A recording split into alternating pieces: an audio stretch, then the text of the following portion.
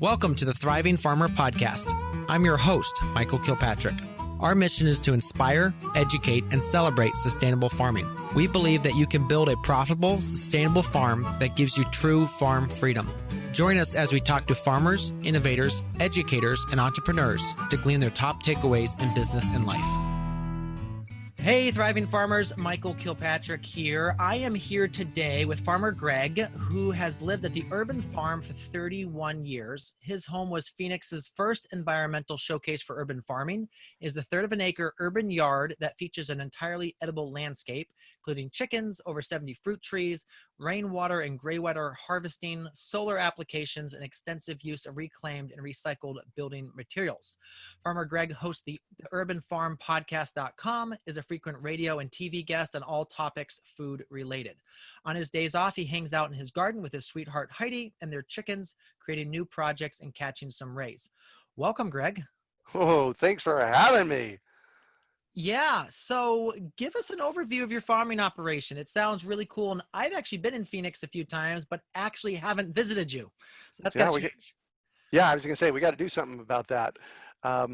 So my house is right in the middle of Phoenix. If you stand on the roof and you could look 50 miles in every direction, you'd see cities. The urban farm, I always get a kick out of this. People say, how many acres do you have? It's like, oh, I wish. Yeah. I have a third of an acre. That's about 13,000 square feet. Okay. To give you an idea, that's 80 feet wide and 160 feet deep. Wow. 80 wide times 160. Yep, about. And I've lived here for, as you said, 31 years. When I graduated to, okay, it's time to buy a house in 1989, I created my list of what I wanted. And we have something here in Phoenix called flood irrigation. It's actually a water right that belongs to the land. And it's rare around the country and around the world, but we have it here. And so my number one thing was flood water. So 22 times a year, I get 6 inches of water in my yard. Kind of crazy for the desert, but it is what it is. And so I figured we might as well take that flood water, because most people use it for watering lawns. I figured we might as well take it and build a food forest. So that's what I've done here. And in 1991, so I bought the place in 89. In 1991, there were 4 really pivotal things that happened for me. First of all, I discovered permaculture. I like to call permaculture the art and science of working with nature. Second, I did a course at Landmark Education called their advanced course, and they had us define who we are in the world. And I came out of that course as the person on the planet responsible for transforming our global food system. And for me, that's not a heavy thing I carry. It's a thing that I get up with every morning and say, oh my gosh, what can I do today? Thing number 3 was I read a book called Ishmael by Daniel Quinn. Okay. And he's got 14 books out there or so. And I've read all of them. And I have designed my life on what I call Quinnian philosophy, his philosophy of how we came to be and how we need to walk less harshly on the planet. He talks all about that. And kind of the clincher in 1991 was a friend of mine was in the South Pacific on a sailboat. And when he came back, he told me this story. He said, Greg, we anchored in an island looking for a grocery store. And they looked at us and they said, go pick your own. And for me, those 4 things happening in about a year period of time, that shifted my life, because I wrote a paper in 1974 on how we were overfishing the oceans. I knew in the 70s when I was 14 that there was something wrong with the way we were living on the planet. And I just couldn't get a grasp of it until I learned everything that I learned in the early 90s. And it just sent me on this trajectory of how can I put systems in place that people can see and then go replicate. So I actually don't farm. I create farmers. Yeah. Just like you're working on creating farmers. You work at a different level than I do. You're working on production farmers. I'm working on with backyard farmers. And often a backyard farmer is somebody that comes to me with a backyard and says, wow, I can grow food back here. Teach me how. So that's kind of the landscape of what I do. And now, with the Urban Farm podcast, we do weekly podcasts, and we've got over 500 episodes out and almost 2 million listens. People are jived about that. And then we do online education, online classes, and then stuff locally here. Okay, so the 2 million, when are you going to pass that mark? Do you have like bets within the company about when that's going to happen? Not yet, but now I will. So, we're still just starting out. When we were about to hit 100,000 last fall, me and my teammate and I, we had like a dates on the calendar, and I forget what it was. It was like $100 the person won, but ooh, yeah. So, Nicole, she got $100, PayPal to her because she won. Sweet. Yeah. So let's dive into that. You mentioned the podcast.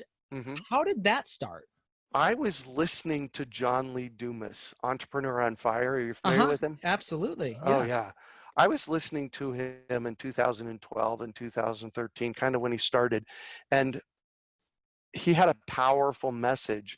And then he started Podcasters Paradise, a school for podcasts. And I actually had done a podcast in 2007 called Freshly Green. We have 70 episodes that I still quite haven't figured out how to put out there again. But we have 70 episodes of Freshly Green, which was really all about green living. So I had the equipment that I had saved, and I had the desire to touch millions of people to teach them how to grow their own food. And so it just made sense. It just made sense. So I jumped in. I actually use a lot of interns from Arizona State University, the School of Sustainability. When they graduate with their bachelor's degree, they have to have done an internship. So the Urban Farm podcast was actually created using Podcasters Paradise, the school, and a young lady named Peyton Collins from Arizona State University. She just came in, and she and I co-created the podcast together, and she put all the infrastructure in place. And November of 2015, we launched. Okay. Who was your first guest? Oh my gosh. So Kari Spencer from the Microfarm Project. She's a longtime friend of mine, and she and I work together on projects. And let's see, who else did I have? Jake Mace was an early guest. Okay. He is the vegan athlete. You can check him out on YouTube. He's living up in Vancouver, Canada now. And I know Jason Mraz was early on, the musician, because I have a friend who is a good friend of his. So, and Jason Mraz runs a farm in San Diego County. Okay. So you're a little bit wider in focus than like our podcast, because our podcast is usually like deep farming. Oh, yes. And that's really cool because you get to interview some really amazing guests. So, as you've done the podcast, what would you say are some of the most interesting things you've learned from the guests? Oh my gosh. So one of the things that I love is when I run into things, people, concepts that lift me up. And I first noticed this. So I actually flunked out of college in 1981. Absolutely hated college.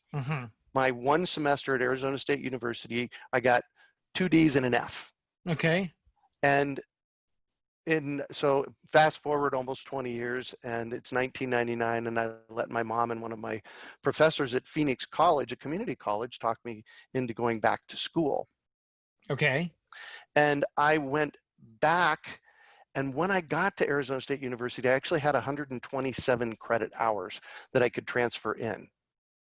Because every time I was interested in learning something, I went to Phoenix College and I found a class on how to run a small business, how to write, how to wastewater management. I did some classes in wastewater management and solar. So I have this lifelong thing where I love to learn. So I did my bachelor's degree from 99 to 04, and then I let my dad convince me to get a master's degree. And the thing that I loved about getting a master's degree was that I was kind of at the bottom of the heap when I was there. People knew a lot more than I did. And one of the things that I've noticed with the podcast, going back to your question, one of the things I noticed with the podcast is that when I talk to people like you or David Holmgren or even Joe Smith in his backyard, they have knowledge for me that I don't have, and it kind of pulls my knowledge level up. That is the single biggest thing I love about this podcast and podcasting is the knowledge bank of people that I get to interact with and become friends with. I've got friends all over the world. From doing 560 episodes of the Urban Farm Podcast. And like you said, we are a little bit different in that I'll interview Joe Smith in his backyard or Susie Smith in her backyard about their little garden because I want to know what the inspiration behind that is, so that some of my listeners might be listening to them and say, you know what, I can do that. That's something that I can do. Talk to me a little bit about the environment you farm in, because you have a very unique, you're in the desert, right? Oh yeah. Oh, it'll only be about 98 degrees outside today. That's cool for this time of year. Normally it's about 110 in June. Oh, wow. Yeah. And often it doesn't get much below 90 at night.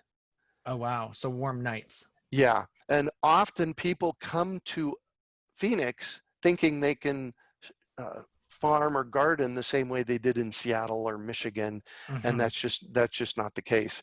We live in a drylands environment. We get 7.5 inches of rain a year, and you have to play the game a little differently. And so I've spent my life, I planted my first garden in 1974 here in Phoenix, and I've gardened and fruit treed ever since. And I know what the guidelines and rules are about growing in the desert. And that's really what people have to get a sense of, is that it's different here in the desert. It's drylands. We don't typically grow in July, August, and September because it's just too dang hot. Okay. Which is normally, for most other climates, that's the perfect growing season. Although we can grow in the summer. June, July, August, September is a great time to grow corn and squash and melons and that kind of stuff. You just have to be set up for it and be willing to get out in the heat. So then the winter time is more when you grow all the greens in the spring and the fall. Oh yeah. We produce an amazing amount of cold weather crops from October 15th to May 15th. Okay. Now with the dryness, and you talked a little bit about the flood irrigation. So does that actually mean that like there's just like a canal that just water fills up in the canal and you pump it out, or is it just flow over your land? Talk to me about that. It's very curious. We do have canals. Okay. Everything is gravity fed. So we are downstream from the canal, and through a system of pipes that were put in the 1950s, the water comes to our property. In fact, I'm getting water in about 3 hours. Okay. And there's a pipe that comes in the back of my yard, and we just open up the cap on the pipe and let the yard fill up. Oh, right. Let the yard okay. All right. Very cool. Yeah. The reasoning behind this is that the area that I live in used to be citrus orchard in the 1920s. Okay. And when they built Roosevelt Dam here in Arizona, they went to the farmers, and the farmers had to put up their land as collateral so that they could get the water. In exchange for using the land as collateral back then, they were given water rights for their land into perpetuity. Okay, but they always had to pay for the land. Sorry, pay for the water. Is that how that went? They had to keep paying for the water, or else they'd lose their land? or they didn't not, or else you lose your land, or else you just don't get water. Oh, If you okay. don't, yeah, if you don't pay for your water. But my water cost me $120 a year Oh, wow. Yeah. for I the, pay more than that in Ohio. right, right, exactly. It's not the, like I said earlier, it's not the best thing to be doing in the desert. However, most people are growing grass. So I wanted to show people how to do something different with it. Mm-hmm. And I suspect over the next 10 to 15 years, that water is going to become less and less and less. And I've already started to put systems in place to address not having, not having the flood water. Mm-hmm, mm-hmm. So talk to us about what that looks like. Obviously, some rainwater catchment. Is that legal in Arizona? Oh, it is, absolutely. Okay. Rainwater and gray water is legal in Arizona. Okay. So you're just taking off. Have you split your plumbing then for that? Is that how you set that up, or? Yeah. So I've actually got 3 gray water systems here at the house. 2 of them I moved outdoors. Often it's easier to move the system outside. So I Oh. put an outdoor kitchen sink Mm-hmm. outside for rinsing vegetables and, a little bit of cooking and that kind of stuff, and an outdoor shower. Mm-hmm. So I moved 2 of those systems outside. And then for the indoor, that's basically what you have to do is you have to drill through walls and do a separator. I actually, for my bathroom that I have the gray water in, there's something called a Jandy valve underneath the sink Oh. that it's a pool system, a swimming pool system Mm-hmm. valve where you point the pointer in one direction, it goes down the drain. You point the pointer in the other direction, it goes out into the landscape. Okay. Very cool. So then also with the landscaping, have you done a lot of mulching? Is that how you preserve the water? Heavy, Okay. heavy mulching. I am a huge fan of 6 to 12 inches of woody mulch Mm-hmm. on your entire garden space. And it's harder to do with flood irrigation. Yeah. So we have to put other systems in place. I use a lot of urbanite, that's broken up concrete, to Mm-hmm. make rings around my trees that are 4 to 8 inches deep. And then I put the woody mulch inside of that. Okay. Yep. Mm-hmm. Yeah. And then my area that is at the end of my floodwater system is heavily mulched as well. Um, I do garden consults for people, and often, like I had one yesterday, and they show me pictures of their space, and I often will tell them add a foot of woody mulch in the space, because at the interface between the woody mulch and the dirt, Mm. very quickly it starts breaking down into this absolutely amazing soil. And our biggest problem here, you asked about desert farming, our biggest problem here in the desert is that we don't have life in our soil. Mm. So our biggest challenge and our biggest thing to do is add life, and you add life by adding lots and lots of organic matter. Okay. So then the woody material you use, does that have a lot of palm in it? Just because I see that down there, what does that actually consist of? It can. Um, it is whatever it is. Okay. There's a chip drop, Yep. chipdrop.com. The guy, I had him on my podcast recently. Oh my gosh, he's amazing what he's doing with that. And it's a free service. You can pay for it if you like, but it's a free service that will deliver up to 20 cubic yards of woody mulch into your driveway. Mm-hmm. And sometimes that comes with palms, sometimes it comes with stickers, sometimes it comes with oleanders. Yeah. And my point that I make all the time is it's all cellulose. It'll all break down, whether it's Mm-hmm. oleanders or palm tree or whatever. It all breaks down Mm-hmm. and it all creates healthy soil. Basically, what we're doing with that is we're creating a forest soil situation. Mm-hmm. Don't rake the stuff up and throw it away wherever way is. Leave it in your yard. Mm-hmm. Mm-hmm. Yeah, and it's just going to add to that soil. So let's talk a little about the urban side of this because you're in town. Mm-hmm. It has some unique challenges. Share a little bit about that. Well, so size of my lot is one thing. Mm-hmm. Heidi is my sweetheart. You mentioned her earlier, and she's always joking that I'm always looking for a bigger piece of property. But I guess the other piece that we have to address, but there's not much that we can do about it, and that's the pollution problem.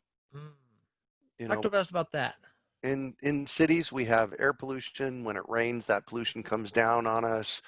There's a street pollution from oil and stuff like that. So that, it's what is, Hmm. and I don't know that there's much that we can do about it. Yeah. Now, have you also seen anything where you've got like soil pollution from, let's say, like a previous use of the property? Or lead paint. Okay. I had my soil test because my house was built in 1948 Hmm. when they built using lead paint. And so I had the soil tested, and I don't have a lead paint problem here. The problem with testing soil is, what do you test for? Hmm. There are literally thousands of things that could be tested for. Now, lead was easy because it was next to the house, and Yeah. lead paint and so on and so on. But if you're testing for chemicals, pesticides, herbicides, anything like that, it's like, what do you test for? Hmm. So Hmm. what I encourage people to do is build the healthy soil, because a lot of that stuff gets taken care of in the soil building process. Hmm. Hmm. Gotcha. Yeah. So the other thing with city farming is city code.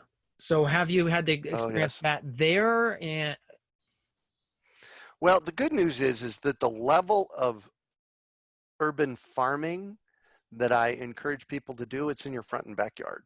hmm. And it's almost hobby to small business. That's kind of the arena that I play with.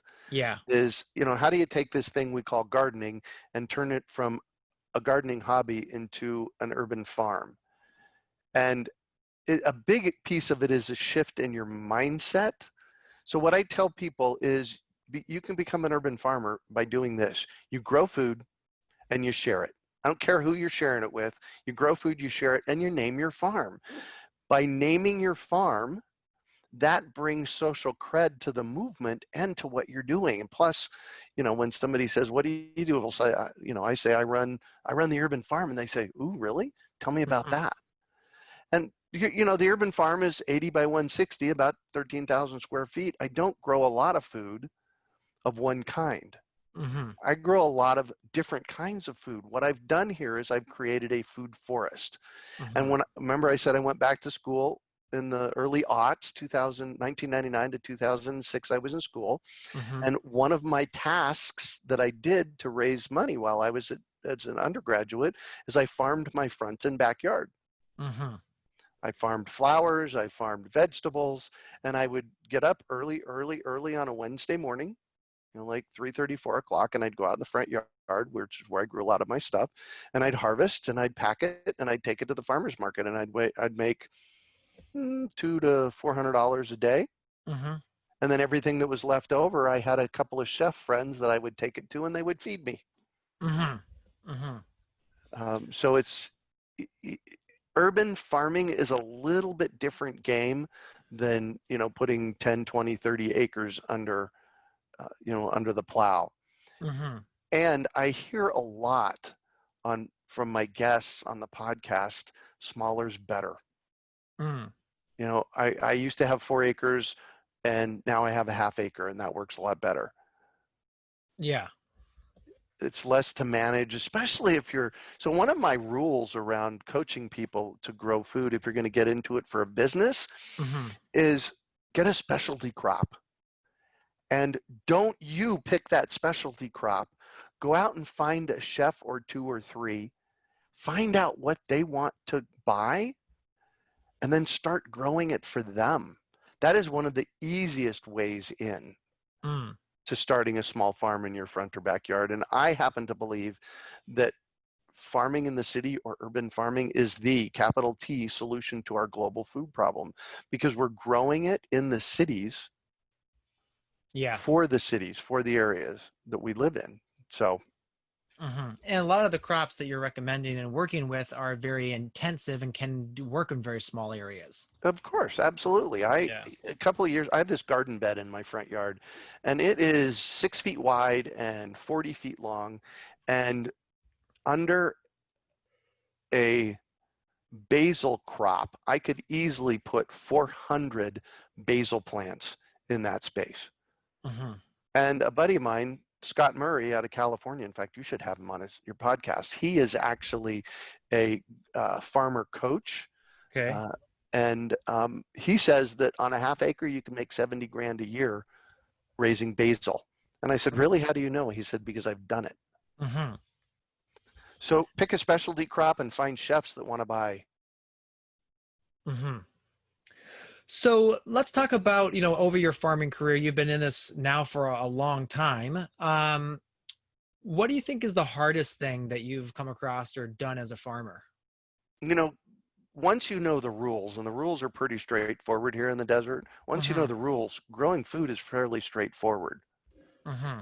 I think the biggest challenge, and I tell people this all the time, 50% of being a farmer is growing the food. 50% of it is, okay, now what? Mm-hmm. You have a bushel of apples or 10 pounds of basil. You got to get it picked, you got to get it packed, you got to get it marketed. And I often coach people to figure that out as the crop is coming. Before you plant your crop, figure out what it is you would like to do with it, and then start making those inroads right up front. Mm-hmm. Mm-hmm. So you recommend basically pre-selling the crop or having these sales outlets before that you actually start growing it. Yeah. In fact, Gotham Greens out of New York and Chicago? Yep, I visited there. Oh, very good. Jen Nelkin's a longtime friend of mine. She's one of the founders, and she and I actually went to undergraduate together at Arizona State University in Oh, very cool. 2001. Yeah, she's an amazing, amazing young lady. And she told me one day when we were talking on the phone, she said, Greg, the moment we plant the seeds, the stuff's already sold. Mm. Mm-hmm. Mm-hmm. So wouldn't that be a cool business model if you set up a farming business that you had all that stuff, an avenue for all of that stuff to sell it before the seed was ever planted? I think that's a beautiful model. Yeah, and their model with the amount of overhead they have, they need to have that sold. Oh yeah. Yeah. Yeah. And if you're listening, you're wondering, just type in anywhere Gotham Greens. There's numerous articles about it. It's the one in New York City. There's a couple of them that are actually rooftop farms. Is the one in Chicago as well as a rooftop? I forget. They've gone hybrid now. When I say hybrid, they're on the ground and on rooftops. Okay. I believe that they did one of them on a rooftop in Chicago. I know that the Whole Foods in the Bronx has a greenhouse on top of it that they did. Yeah. I haven't been to that one, but yeah, no, it's incredibly interesting operation. Yeah. They're all, I believe, complete hydroponics. Yes. Yeah, and it's really interesting because at one end of the greenhouse, they're putting on the I guess rails or troughs, I guess you call it, and then at the other end of the greenhouse, they're basically harvesting the troughs, going on a conveyor belt right into a pack room. Yep. And the reason I was able to tour it and I wasn't allowed to take any pictures is I had a former employee of mine actually was their head of the production system. Oh, there you go. Yeah. So it was incredible. It was really incredible to see all of that, how that all works. Yeah. Oh yeah. Yeah. So talk to us about your mentors. So you've been in this industry for a long time now, and I know you've seen a lot of people, talk to a lot of people. Who would you consider would be your mentors in the whole, I guess, eco-agriculture movement? Yeah, and we'll go with that's a good way of putting it, eco-agriculture.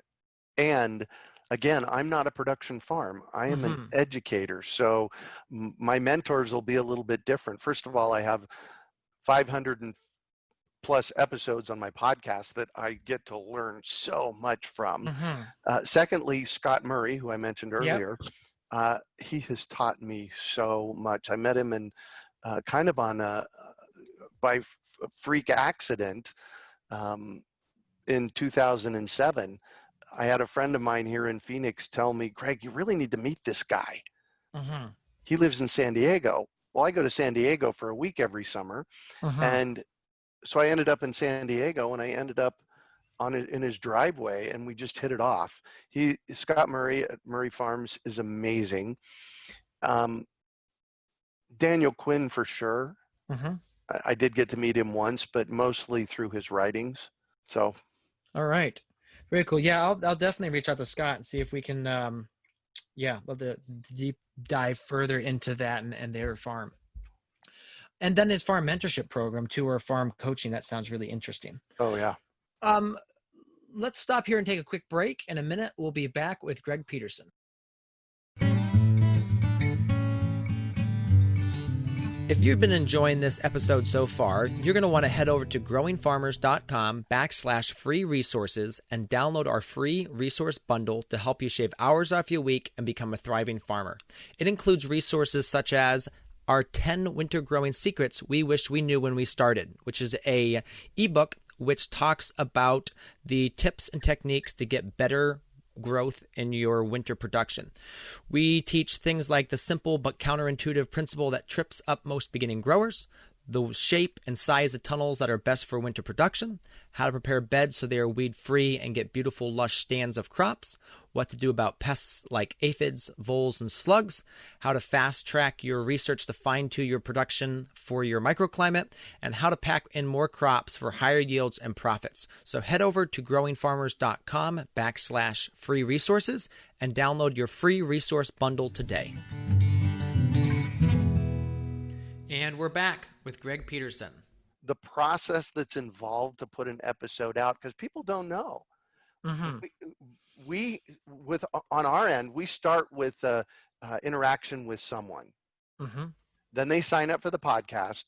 Then we put them into a process by which we get their bio, we get their picture, and then we have to educate them on how the podcast process works.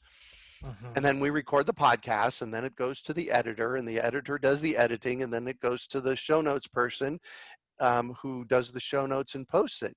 It cost me at the Urban Farm $156 per episode. Wow. Yeah. To get that done. And people think they're just, it's just free content. Well, yeah, it kind of is. Yeah, it's free for you. Exactly.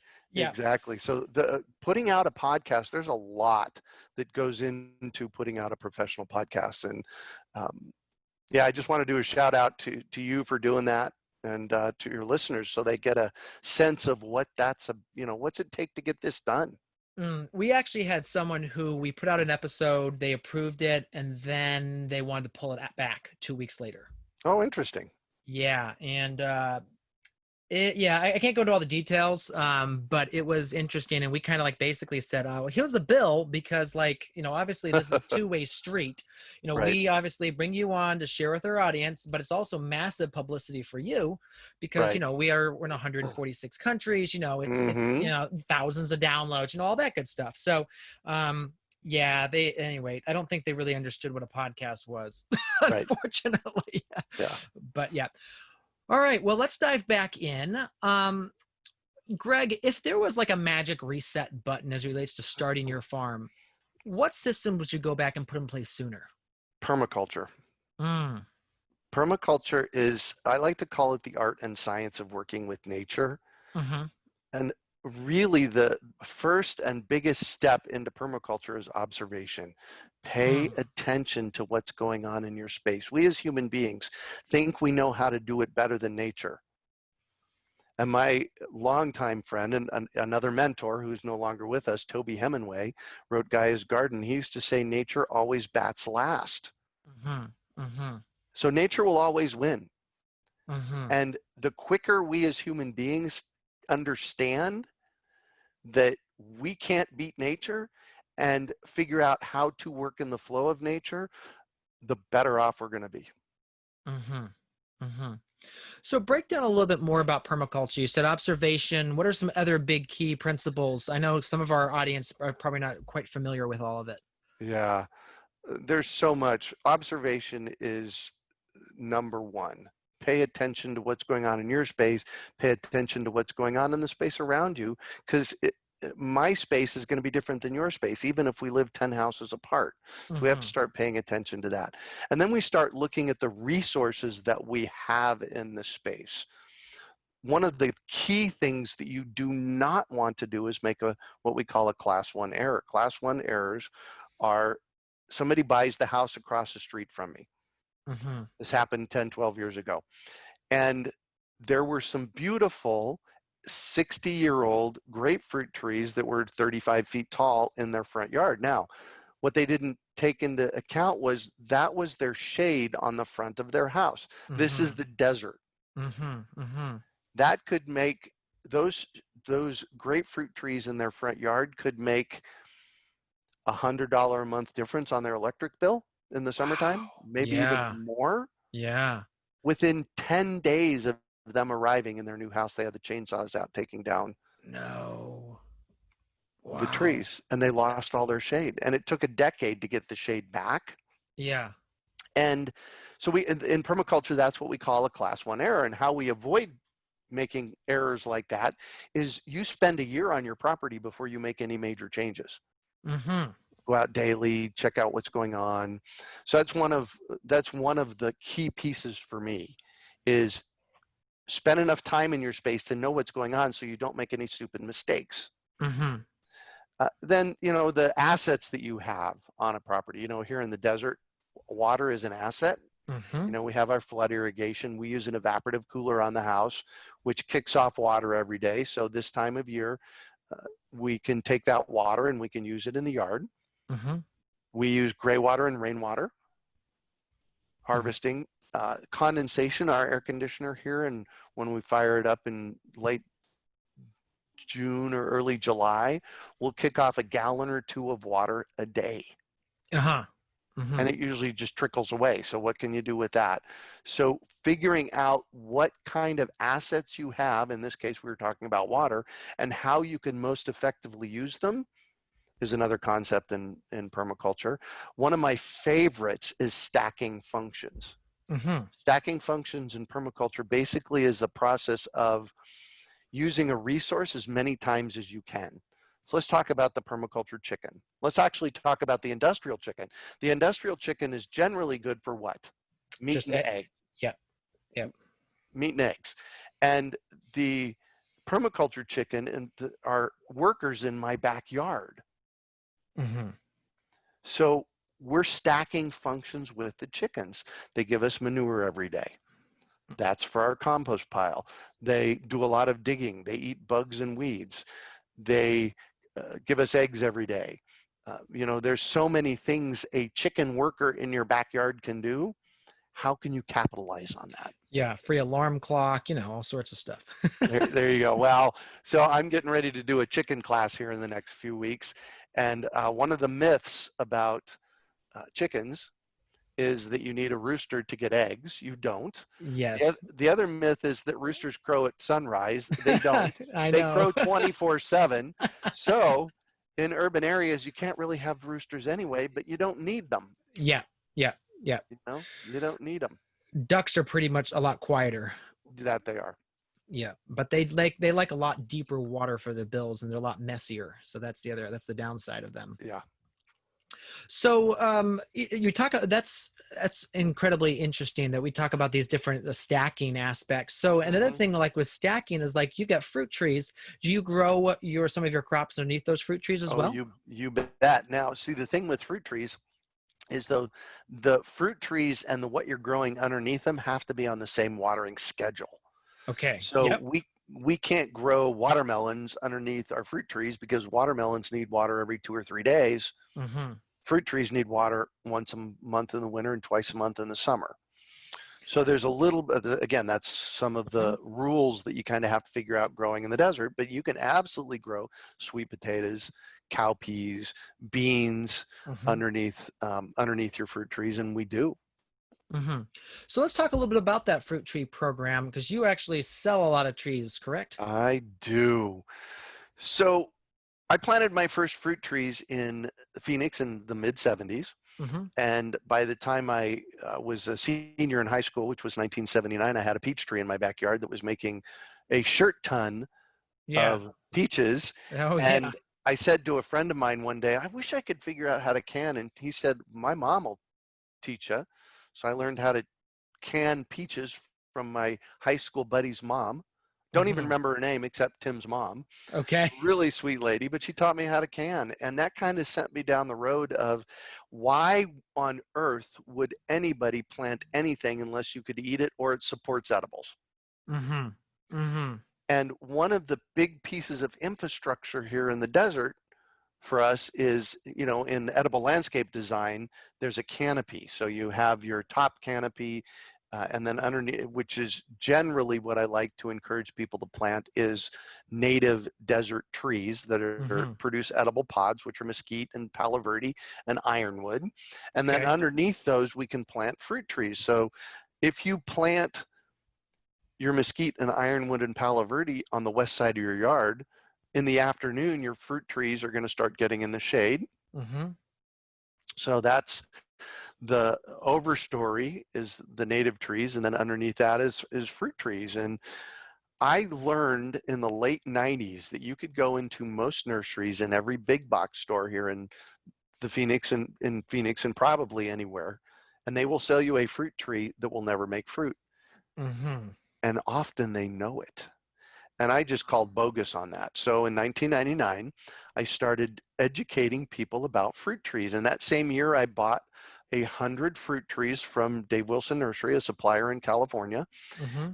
and planted 50 of them in a buddy of mine's backyard and put 50 others in pots. So in 1999, I had 50 potted fruit trees in my backyard.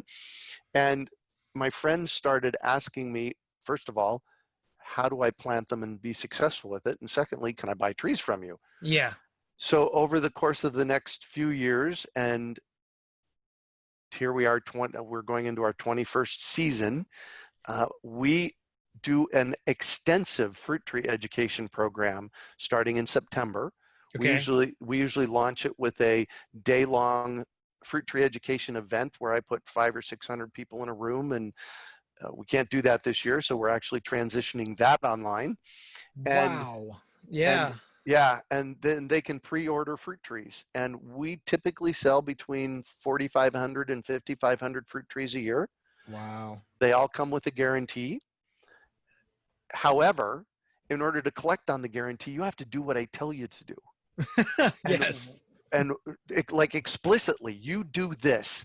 In order to Yeah. successfully grow a fruit tree, you have to plant it, use 60% planting mix, 40% native soil. You mix that in a wheelbarrow. You add an ounce of mycorrhiza, a pound of worm castings, and a pound of azomite in the wheelbarrow, and you Hmm. mix all that up, and then you plant your tree, and you plant the tree a little bit above grade.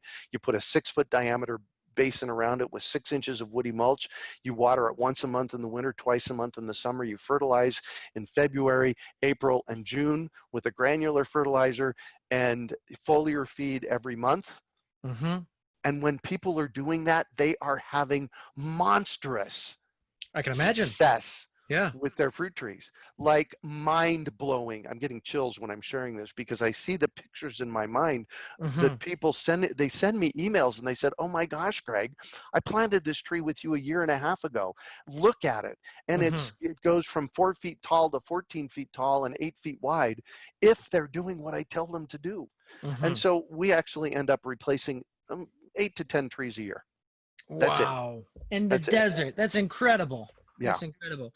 So talk to us about like the different types of trees, because obviously citrus is a thing down there. Can you Yep. do like apples, or is that just Yep. too really? Okay. Oh yeah. So there are remember I said go into most Hmm. nurseries and big box stores and will sell you a fruit tree that will never make fruit here. There are Yeah. three key pieces to that. First of all is chill hours. We Hmm. need low chill here. Hmm. Second is rootstock, and third is when does the fruit ripen? Mm. What I have found on the soft flesh fruits, that is apples, peaches, apricots, plums, Hmm. grapes, berries, that kind of stuff. If it ripens after about July 1st, it's just too hot and the fruit cooks on the tree. Okay. So Gotcha. a lot of the low chill varieties that we recommend for here in the low desert also ripen early. Mm. And Okay. this is what I teach people in my fruit tree program. everything you need to know before you plant the tree. So Mm-hmm. right rootstock, right chill hours, right ripening time, everything that you need to know after you buy your fruit tree, which is how to plant it and how to nurture it like that. And this is what I teach in the fruit tree program. And I would call it critical success that we're having here. Mm-hmm. And I'm guessing that, and I haven't done the numbers on it from this last season, but I'm guessing we went over 50,000 trees that we've sold in the past 20 years. That's And amazing. it's accelerated in the past 5. Yeah. You know, we did 100 trees the first year, probably 200 trees the second year. You know, we're kicking in at, like I said, 45 to 5,500 trees a year right now. Mm-hmm. That's amazing. And where are people buying these? All over the Southwest? Mostly so here's the thing. We have 2 zones in Arizona. We have the low desert and we have the high desert. Mm-hmm. I don't know anything about high desert fruit trees. Okay. If somebody comes to me, so anybody in low desert, and that's primarily Phoenix and south of Phoenix and a little bit of Southern California, but not much. Mm-hmm. But mostly in the Phoenix metropolitan area and the Tucson metropolitan area. Okay. Wow. That's amazing that you're putting that many trees just into those areas. Mm-hmm. So, with the fruit tree program, so you do that in the September, October, and then when do people plant those in that? Very good question. So we actually run what is called a pop-up nursery. Okay. We're only open about 25 days a year. Okay. That's it. And what we do is people pre-order their trees in September, October. The citrus come in October and go in the ground. And the deciduous trees and tropicals come in January. So generally we're open 7 to 10 days in October for people to come and get their trees. Mm-hmm. And we have all the supplements. Basically, we have put together packages and bundles of all this stuff. So it's a one-stop shop for that. Mm-hmm. We educate you. We educate you for success, and then you can get all your stuff from us. And then the deciduous trees, they come in mostly bare root, Mm-hmm. which means, for those of you who don't know it, they're not potted, they're dirtless.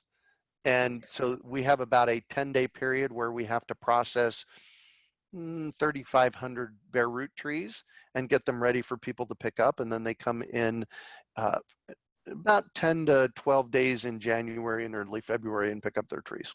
Mm-hmm. And I want to point out there too, Greg, that something you said that I know a lot of our farmers are selling, like retail nursery and such, is that you're not only selling the trees, you're selling the supplements, you're giving it, and Yes. you're educating. So you're providing an entire experience, Yes. which is just so much more, and allows you to, I'm sure, charge a premium and make good money for what you're offering, an incredibly valuable service for those people. Yeah. Well, I mean, 8 to 15 feet in a year, or like 4 to 14 feet. Incredible. Oh yeah. Yeah, absolutely. And interestingly enough, I do sell the trees at a premium from the big box stores, Mm-hmm. but I sell them for less than what the local nurseries are selling them for. Wow, that's and, great. and I can make a profit doing that. Yeah. And for those of you listening out there, in permaculture, profit is part of it. That's the abundance that you get from an apple tree. I'm sitting here looking at my apple tree with 200 pounds of apples on it. Mm-hmm. So profit is an essential part of the business and a part of the ecosystem. So, yeah. Very cool. So let's talk about new farmers, because you have worked in, again, long time. You've seen a lot of people come, a lot of people go. You've seen the successful ones continue. What do you think is the biggest mistake that beginning farmers make? I love this question. And it's one that I ask on my podcast, and it goes like this: share about a time you failed and what you learned from that failure. Because that's where our learning comes from, is when we make a mistake. And I think that one of the biggest things that I see happening is people jumping in too fast, too big. Mm-hmm. Mm-hmm. And the reason I asked this question in my podcast is because something that happened to me in 2004. A buddy of mine in 2003, he and I started Urban Farm Nursery here in Phoenix. And we were going to raise 4-inch potted organic plant starts, herbs and vegetables. And the fall of 2003, it was beautiful outside. We found a greenhouse, a friend with a greenhouse in North Phoenix. And, I have a third of an acre here. So we used this space, and we had a growing rack. So we were planting a lot, starting a lot of them from seeds. So we started with 80,000 plants the first season. Okay. Yeah. Right? Think big or go home was yes. my motto back then. Greg, I'll need you in about 2 years to talk me off that ledge. Right. Yeah, there you go. And honestly, it was just crazy. We got to January and we had these beautiful 1 to 2 inch tall plants that weren't saleable. And this is January of 2004, every weekend, it was beautiful outside in January. In February and March, it rained every weekend. Wow. So we couldn't sell the plants in January, but they were ready to sell in February and March. But given it was raining every weekend, people weren't buying them at the level that they were needed to buy them. So I ended up putting an email out to my list saying, okay, come and get these plants. We gave away 45,000 plants. Oh, wow. In a 2-day period, because it was, they had to either get planted or get thrown away. So, basically I said, come on down, get them harvested. I still had, to this day, 15 years later, people laugh with me about that. And my big learning there was we should have started with 8,000 plants, not 80,000 plants, number one. Number two, I'm actually glad that it worked out the way that it did, because that's not the business I wanted to be in. That's not what I do. That's not what I wanted to do. So it all worked out in the end, but I ended up flushing $40,000 down the drain. Yeah, I can imagine. But I think what you said right there is it helped me identify what I did not want to be doing, what just wasn't. Exactly. And I think, a lot of people struggle to start a farm. Like right now I put out an email because I said, hey, we're working on a business planning course for farms, and shoot me an email or send us some information about what's stopping you from getting started. And there's just so many people that says, I'm not quite sure, what to do. And the advice I would give is just start. You're going to go through 6 iterations in the first year, and 5 of them will probably lose you money. But it takes that first, even in our online business, we've been at it for 3 years now, and we're just starting to figure out, the model that works for us. And we're still making some big changes. So you've got to get out, you got to try, you're going to be in, and I think the big thing, my wife keeps telling me this, and I hope that I'm learning. She says, Michael, you take yourself way too seriously. Right. But I think it's because obviously I'm incredibly driven, and I'm a 3 in the Enneagram. So I'm like, succeed at all costs. But, that aspect of just being willing to throw stuff out there and saying, hey, if it's working, great. If not, well, we tried that. Let's try something else. Yeah. Yeah. Is there anything that new farmers should avoid their first year? I think it goes back to what I just shared, and that's stay focused. Pick 1 or 2 things. I actually get this a lot in the farm tour. So my urban farm, you mentioned it in the intro, I call it an environmental showcase home. And I open it up for tours. And this isn't your typical garden tour. This is we start in the front yard, we spend an hour, we go to the backyard and we spend an hour, and we talk about in depth the different permaculture that's happening, the different things that are happening in the space, so that people can start to get an idea of how to make something like this happen. And about 4 years ago, this young lady was in the backyard. I remember exactly where she was standing, and she stuck up her hand and she said, I am so overwhelmed. Where do I even start? So what I chatted with her then, and what I tell people now, is pick 1 or 2 things, do them, get really good at it, and then add a third. Because when we get overwhelmed, we get discouraged, we get done, we go away, game over. And that's the last. Go ahead. And then we say, oh, that farming thing doesn't work. Right.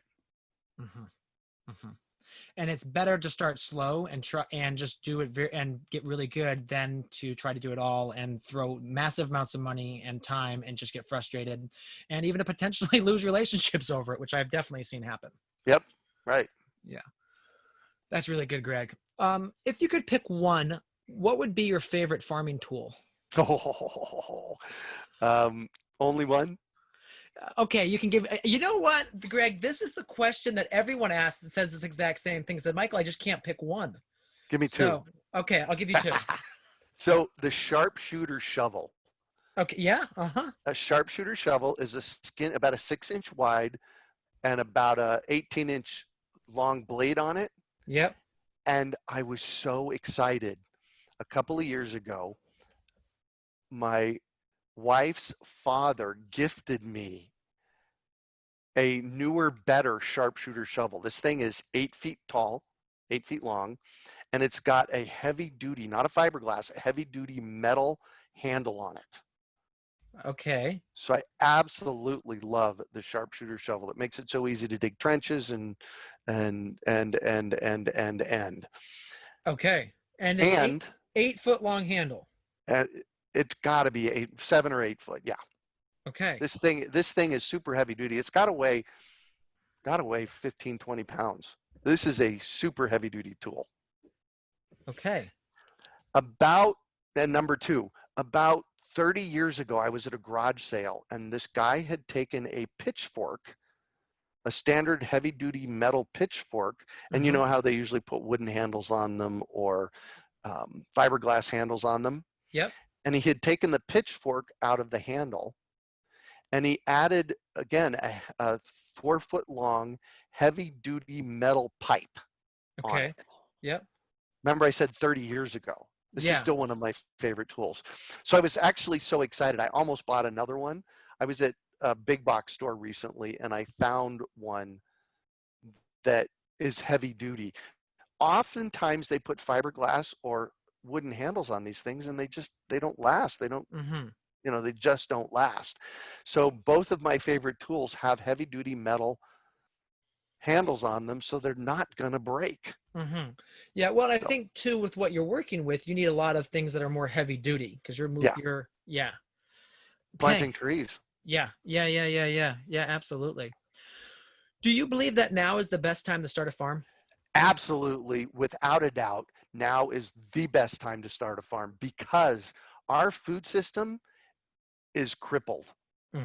It doesn't appear as though it's crippled, but if food stopped coming into your area, and I've said this for over a decade, maybe 2 decades, if food stopped coming into your area, how much food would we have on the shelves?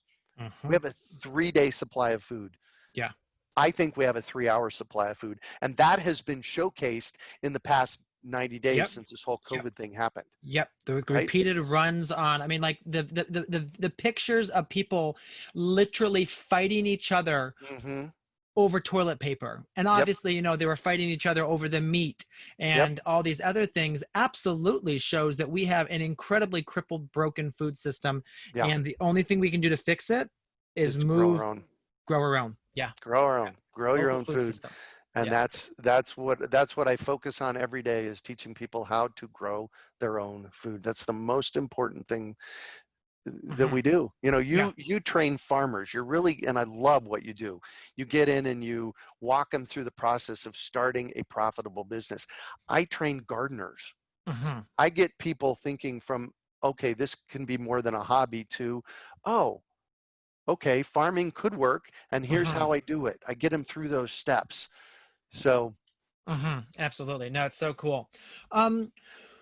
With that, now is the best time to start a farm. Is there anything specific that you say everyone should grow? I mean, like you said, there's always this one crop that everyone should grow. What you love. Don't ever grow anything you don't love or your chefs don't love. And, there's this area that we're starting to get into called staple crops. In our culture, it's easy to grow zucchinis and kale and tomatoes and those crops represent maybe 5 to 10% of what we eat. Mm. The staple crops is the next place that we need to go. And Rocky Mountain Seed Alliance is doing a lot of work around, they're doing grain trials and making sure that we have the infrastructure in place to be growing corn and beans and the staples that we need. Mm-hmm. Mm-hmm. Absolutely. Greg, what is one question you wish I had asked that I haven't? Well, you didn't ask me what my favorite book was, but Ishmael by Daniel Quinn, hands down, it will change your life Okay. forever. It will change you'll either love it or you'll hate it. Basically, Ishmael is a gorilla who is the teacher in the book. So it's a work of fiction, but it addresses how we came to be what we are over the past 10,000 years. And there's a movement out there, I don't know if you've heard it, food is free. Yeah. Okay. Yep. Yep. I have heard some people talking about that. Yeah. And Daniel Quinn talked a lot about in his writing that food was free until it got locked up. Mm-hmm. And people started charging for it. Again, I'm looking at my apple tree out there, and while it takes water and fertilizer every year, and it was $100 tree to get planted with nutrients and stuff, I'll pull 200 pounds of apples off of that tree in the next 2 to 4 weeks. Mm-hmm. Times 10 years, that's 2,000 pounds. Times 20 years, that's 2 tons of apples. That's pretty free. And that's the other thing I share a lot about in my preaching and my teaching, is that the only place that lack lives on this planet, as far as I can tell, is in the human mind. Because when I look at the abundance from nature, it is mind-blowing, especially when it comes to growing food. Absolutely. Now, Greg, you are well versed in the interwebs. Where can people find out more about you and your work? Well, for sure, at urbanfarm.org. That is where the fruit tree program's at. That's where the podcast is at. That's everything's housed there. The podcast, you can, if you want to go direct, is urbanfarmpodcast.com. And, we're on Instagram and Facebook as The Urban Farm. So just, find us there. Yeah, absolutely. Well, Greg, we actually ran into each other at a conference, and that was, it was a great conference. Great to meet you actually down there in Arizona. But hey, and I really appreciate you coming on today. This has been fabulous. A very interesting conversation. I took a page of notes. Nice. Yeah, a whole bunch of different resources you mentioned and stuff I need to go check out. I'll definitely listen to that book. Yeah, some of these folks I need to get on here as well. But again, thank you so much for your time. And you bet. I enjoyed it. Good. All right. Thanks again, and have a great rest of your day. Thanks. Hey, Thriving Farmers. So that wraps up this week's episode. Next week, we are going to interview the farmers from Sound Pine Farm in Brunswick, Maine. So it is Alicia and Virginia who will be joining me, and they talk all about, they're in their second season of starting up a small full choice CSA. So what they allow people to do is they just have piles of vegetables, and people take as much of vegetables as they need for their family for that week. So really cool model. They talk about the challenges of starting up on super clay soil. They talk about just the interpersonality of working, two managers working together for the farm. And I know you're going to enjoy it. They're super sweet. And we had a lot of fun just chatting about the different aspects of running a highly diversified vegetable farm. So there you have it, another episode in the books. So I'd love if you would hop on over to iTunes and leave us a rating and a review. Those mean everything to us. We love to hear what you're thinking. If you have a podcast guest that you can recommend, please pop on over to the Thriving Farmer Podcast website and leave us a review. That's thrivingfarmerpodcast.com.